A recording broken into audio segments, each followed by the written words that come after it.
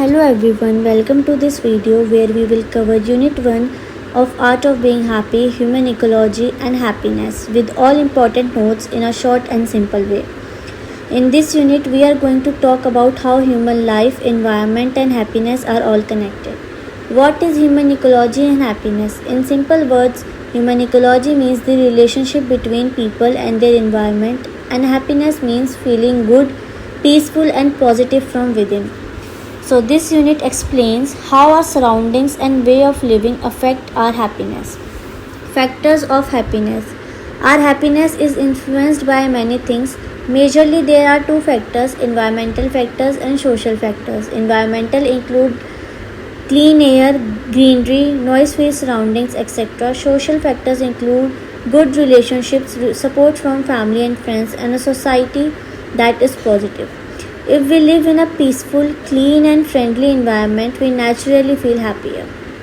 Physical, emotional and psychological well-being. Happiness is not just a feeling, it also depends on how healthy we are. Physical well-being means our body is fit and active. Emotional well-being means we are able to handle feelings like anger, sadness or fear. Psychological well-being means we have a calm and stable mind. All three are important for true happiness. Physiological and hormonal basis of happiness. Inside our body, some hormones like dopamine, oxytocin help us feel happy. These are called the happy hormones. They are released when we laugh, exercise, meditate or do something we love. So happiness is not only about the mind, it's also connected to the body. Coping up with the stress. Stress is a part of life, but too much stress can kill happiness. That's why we need to learn how to cope with stress. Some simple ways to do that are deep breathing, talking to someone, doing things you enjoy, staying in the present moment. Coping with stress is not just helpful, it's a life-saving skill in today's fast world. In summary, happiness is deeply connected to our surroundings, our body and our mind. Clean environments and good relationships increases happiness.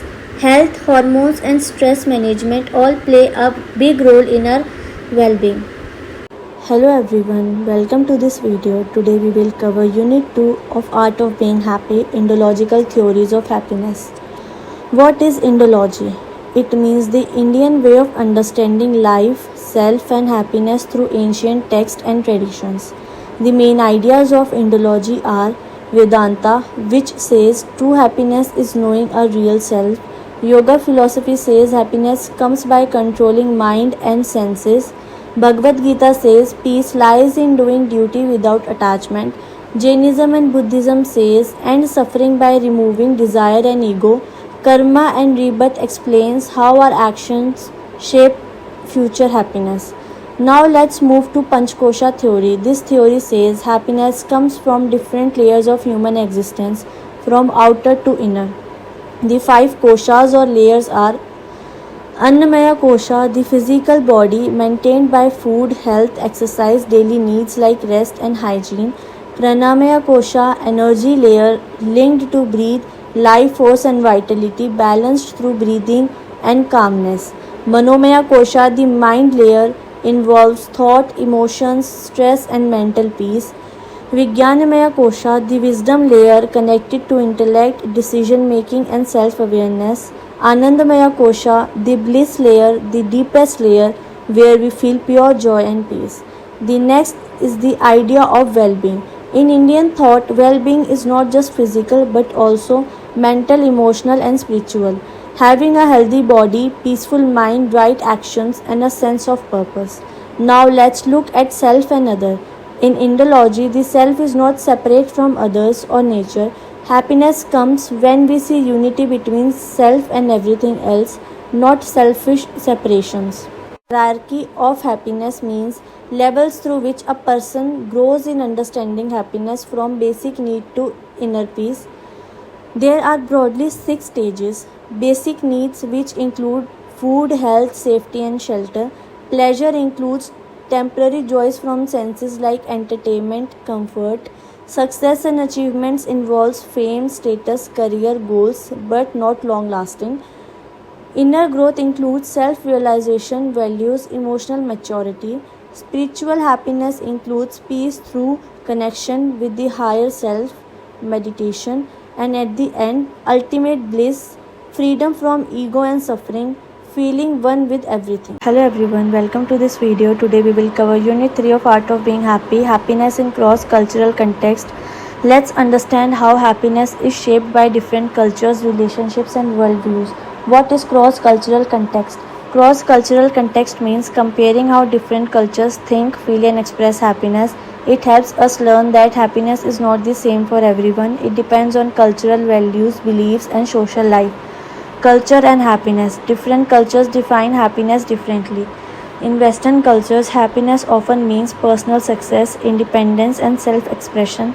In Eastern cultures, it focuses more on peace, social harmony, and spirituality. So, our culture shapes what we think will make us happy. Interpersonal relationships are a major source of happiness everywhere. In collectivist cultures like India, happiness comes from family, community, and shared responsibility. In individualist cultures like the US, it comes from personal choice and close friendships.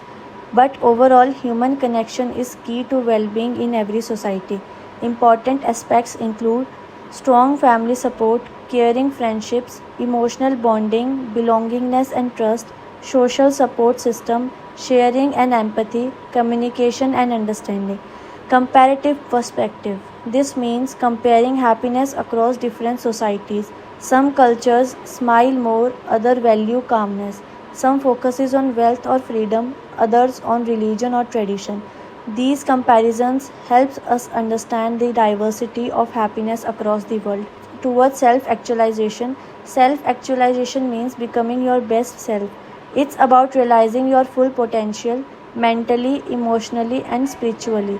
Cultures may offer different paths like meditation, service, or creativity, but the goal is the same, a meaningful life. Key elements include self awareness, realizing inner potential, acceptance of self, peak experiences, creativity, problem solving ability, moral values, inner fulfillment. Hello everyone, welcome to this video. Today we will cover Unit 4 of Art of Being Happy, Local and Global Perspective of Happiness. Let's understand how happiness is seen and measured around the world. Local and global perspective. The local perspective focuses on culture, religion, family, festivals, and everyday values that shape happiness in a particular region. The global perspective looks at universal factors like health, income, freedom, and social trust. Topics under this include measuring happiness, key indicators, the happiness index, and India's place in global happiness rankings. Integration of local and global views. Local ideas show cultural uniqueness but may not match global data. Global reports help us compare countries, but they may miss local traditions and emotional values. So, the best way to understand happiness is by combining both global and local views. Measuring happiness. Why measure happiness? Because it tells us how people truly feel beyond just money or growth. Happiness is measured through self-reported surveys, life satisfaction scales, and emotional experience questions. It includes both subjective well-being, how happy people feel, and objective conditions like income or health. Tools like Cantrell's ladder ask people to rate their life from worst to best. These measures help policymakers improve quality of life, not just the economy. Key indicators are life satisfaction, mental and physical health, employment and income, social support and trust, freedom to make life choices, equality, safety and environment. Happiness Index. The World Happiness Index uses three main factors: positive emotions like joy and peace, life evaluation, how people rate their life, negative emotion like stress or sadness. Data comes from Gallup World Poll and combines economic, social, and emotional aspects. The goal is to guide countries to focus on well-being, not just GDP or development. India and global happiness indices. Countries like Finland, Denmark, and Iceland rank highest every year. India ranks low, usually around 126 or below in over 150 countries. The reasons behind this are high inequality, unemployment and poverty, stressful lifestyle and weak public services, lack of awareness about mental health. How we can improve India's ranking? By investing ourselves in emotional and mental well-being, improve access to healthcare and education, strengthen social trust and reduce inequality, learn from local models like Bhutan's Gross National Happiness and Madhya Pradesh Happiness Department. So this was the last unit of the Art of Being Happy course. It reminds us that real happiness is not just personal, it depends on both our local environment and global systems. To be truly happy, we need emotional balance, social support, fair opportunities, and policies that value well-being. Thank you for watching, and always remember, happiness is an art we all can learn.